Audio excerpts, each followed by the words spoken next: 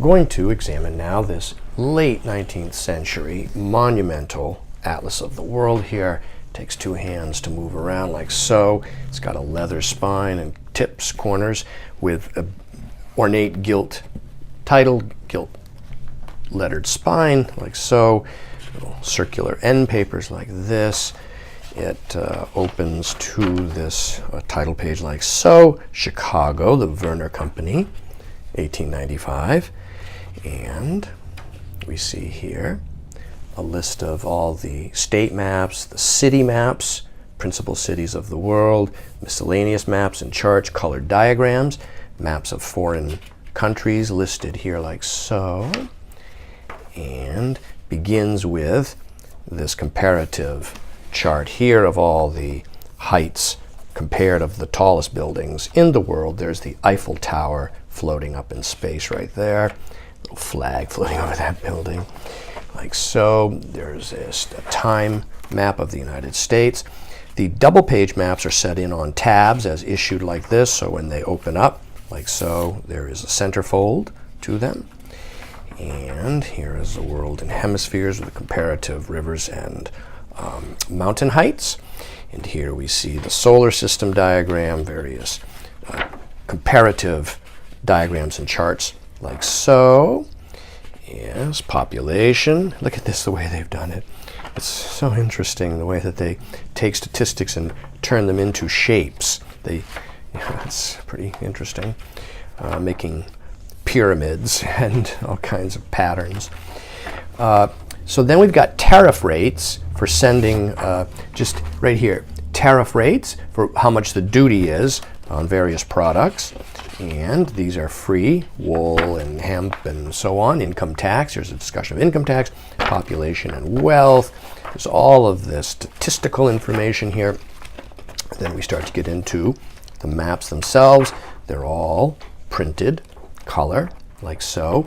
And what's interesting is that a lot of times if you are collecting maps of, also these inset tabs often will slightly peel back like this to show the neat line on the map. If you are collecting maps of states, this map right here is separated. The one of Massachusetts is split down the middle, like so.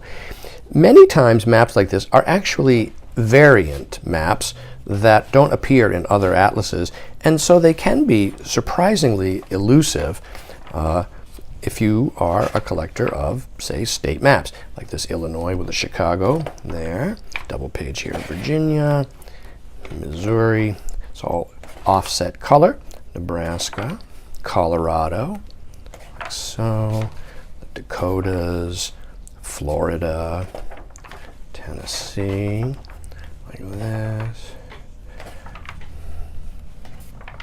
Texas, giant Texas in two sheets. There's one here, there's Oklahoma and Indian Territory, and here's the other half of Texas. So those two sheets together would comprise the whole state. And there we've got Utah. Right, the details seen within here could well vary from most other maps of this era. It would take close inspection for each state and the details to know it, but there's a good chance that that is the case. Then we get into this Wyoming, this Yellowstone Park, but then we get into some city plans here. New York City is in two sections, full page map of Brooklyn. There's a double page here of Philadelphia, Washington, Richmond, Pittsburgh, like so. All these city plans like this. Even Columbus, Ohio, Toledo, Detroit, Chicago, Indianapolis. Yeah, Louisville, it's not a common city. Kansas City, St. Paul, Omaha, Denver, nice San Francisco right there. Yeah, New Orleans, Atlanta, Portland, Maine, Dallas, Texas. Some Canadian cities here, Montreal, Halifax. Now we get into foreign maps like this. Okay, Cuba. I want to just show all of them briefly to give it so you can really see. And oh, this is nice, these flags and arms of nations, double page. And this interspersed with, like, this is very interesting. Unclaimed here, Portuguese territory, It's very interesting. A desert route to Khartoum. Huh. It's interesting. Polar discoveries. Then we get into America's contributions to science and progress. This kind of thing is on the back of some of these maps. All of the inventions and discoveries and history. Then we get into this sort of pictorial images like this, interspersed between the maps, like so. This very detailed map. There must be hundreds of islands named on these. Yes, well, hundreds of islands as well as endless little tiny detail points. Look at these islands, hundreds of all these little place names here. Very interesting. Ceylon, okay. Yeah, Sumatra, Java. Okay. There's Greece, Persia, Russia. It's a nice bird's eye view of the Holy Land. Large Palestine map. Here's a summary of religion, Asia, and all these world city environs here, like this. India. Got this monumental family atlas like this. It's a type of publication. And then we get into this descriptive text part with all of these illustrations of the states and countries of the world. They're all touched upon in here. Like this. It just goes on and on and on like this. Oops. Okay, when we get to the end of it, it'll be coming up here. Then what we get into, let's see what we got here, Asia. Oh, look. There's opium smoking.